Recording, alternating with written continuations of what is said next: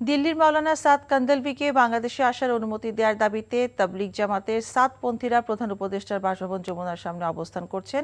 সেখানে আছেন আমাদের সকালে দিল্লির মাওলানা সাদ কান্দলভিকে বাংলাদেশে আসার অনুমতি দেওয়ার দাবিতে যে যমুনার সামনে তারা অবস্থান নেন, সেখানে ঘণ্টাব্যাপী অবস্থান করেন তারা।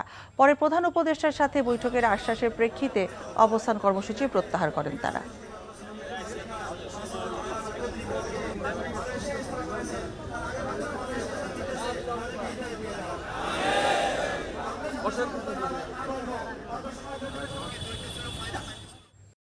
টাকা চুরির জন্য যদি আমার গলায় জুতার মালা পরাইতে হয়, তাহলে আমার শালীর সাথে প্রতারণা করার জন্য তোর ফাঁসি হবে।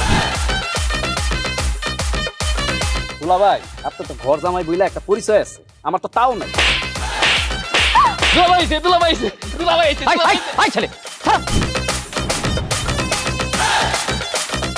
রাজনৈতিক ফ্যামিলির মেয়ে হয়ে ওই কাজ করবে।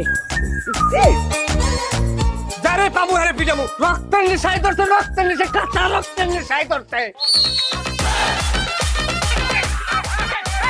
তোমার এই পলিটিক্স আমার বাম পকেটে থাকে। তোদের বউরে ঝামেলা পাকাই। এই বেটাই, আমি তখন বিয়ে করিনি। দুইটার আমি গুলি করে মারু।